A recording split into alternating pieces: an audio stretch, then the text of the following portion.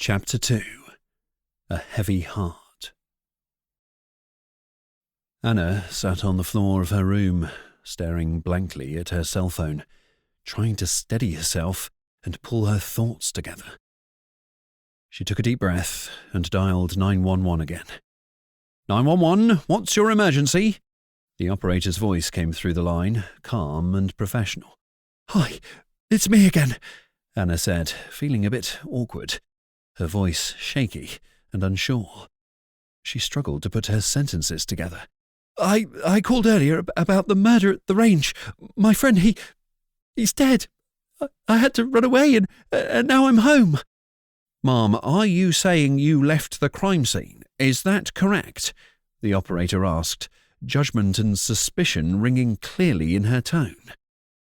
Anna swallowed hard, trying to find the right words. I was scared. I thought whoever shot him, Charlie, might come after me. I didn't know what to do. There was a pause at the other end of the line, and Anna could almost feel the operator's doubt. Mom, it's very important that you stay where you are. Can you give me your current location? Yes, I'm at home, and hopefully safe for now, Anna replied slowly. She gave the operator her address, feeling a sense of unease growing in her chest again. Thank you. Please remain at that location. Officers are now on their way to speak with you. The operator returned in the same cool and detached tone. Anna hung up the phone, her heart heavy. Did the operator believe her? What would the police think? She needed to talk to someone to make sense of what had happened. Just then, there was a hesitant, almost anxious knock on her bedroom door. Anna glanced up, wiping her face with the back of her hand to see her grandmother. Lily walked into the room gingerly, her elderly face etched with deep lines that spoke of familial love and care. Her grey hair framed her features in soft, wispy strands, catching the light in gentle silvers.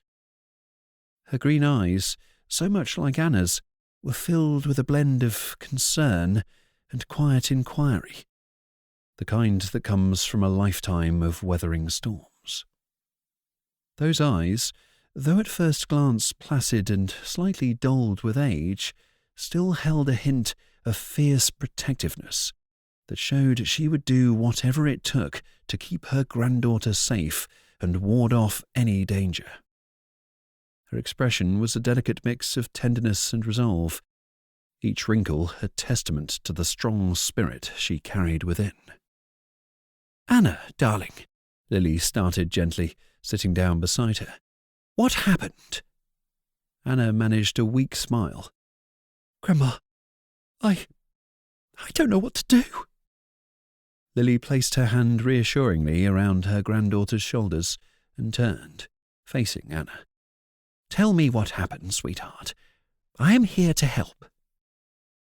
Anna took a deep breath and began to recount the events of the morning. As she spoke, the shock and disbelief on her grandmother's face grew. Are you sure it wasn't an accident with your gun? Lily suggested, deep in thought. Maybe something went wrong. Anna shook her head, tears welling up in her eyes. No, Grandma. He was standing behind me. It couldn't have been my shot. Lily remained silent for a minute. Then her hand reached up to stroke Anna's hair.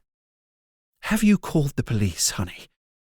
I called them just now, Anna replied, her voice breaking. They told me to stay here. They're sending officers to talk to me.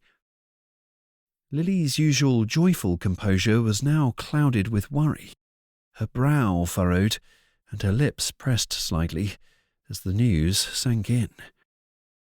Her eyes, usually so steady and kind, were now shadowed with fear and concern, darting over Anna as if trying to assess every inch of her for levels of distress. The soft compassion gave place to a state of worry, her gaze pleading for some reassurance that Anna would be okay. All right, we'll wait for them. But in the meantime, Pumpkin, you need to eat something. You won't be any good to anyone on an empty stomach. The smell of the freshly cooked chili that started to drift in, as Anna just noticed it, was so comforting and teasingly delicious that her stomach rumbled in response, despite her distress. She slowly moved to the kitchen, where she picked up a plate, the familiar taste grounding her in the moment. As she ate, she continued to talk to her grandmother, her mind slowly relaxing. Charlie didn't seem like himself, Anna volunteered between bites. He has been disappearing for weeks, almost stopped calling me. This morning he looked so tired, like he hadn't slept in days. I should have asked more, should have pushed him to tell me what was wrong. It could have been a key to his murder. Lily shook her head. You can't blame yourself, dear. You had no way of knowing this would happen. They continued to talk, Lily offering words of comfort, and Anna trying to piece together the events in her mind. The food and conversation were soothing, and this small respite from the chaos of the morning calmed the nerves of both women. After a while, the doorbell rang, cutting through their conversation. Lily nodded reassuringly. I'll get it, she said, standing up and heading to open the front door. Anna set her plate aside and listened intently to the conversation in the hallway. Moments later, her grandmother returned with 2 police officers. Both had oppressive build, with broad shoulders and stern, no-nonsense expressions that sent a chill down Anna's spine. Their uniforms seemed to absorb the light, and the sight of the guns holstered at their hips made her stiffen. The officer's eyes were sharp and prodding, scanning everything within their eyesight with a detached intensity that made the air in the home suddenly feel dark and threatening. Anna, these officers are here to talk to you. Lily offered a polite introduction, pointing to the 2 men behind her. Please, we can all take a seat in the living room. Anna stood up. Her legs bucked under her just a bit. She was feeling weak. She followed her grandmother to the living room with the officers. They curtly introduced themselves to Anna and took a seat. Miss Thompson, we need to ask you a few questions about what happened this morning. Anna nodded, feeling a lump form in her throat. Okay. The policeman asked her to recount the events at the shooting range, and Anna did her best to explain everything. She told them about Charlie, about the shot that killed him, an eerie man at the edge of the woods, about her fear that had driven her to flee. The officers listened closely, taking notes and occasionally asking for clarifications. They had been polite, but coldly neutral. Their questions probing, but non-accusatory. Anna sensed that they were withholding final judgment until they had more information. When Anna finished, they both stood up, as if on command. Miss Thompson, we need you to come with us to the station to give a formal statement, the first officer demanded. This is a serious matter, and we need to ensure all the details are clear. Anna looked up in alarm, her intuition telling her something was wrong, even though for all she knew, she should have trust in the police. She turned to her grandmother for support. Lily gave her an enthusiastic nod and smiled back encouragingly. She had an innate trust in government and its officials. In her mind, there was no reason to refuse this request. Go with them, Anna. They'll help you sort it out, she urged, her voice filled with certainty. Anna hung down her head in dejection and stood up reluctantly.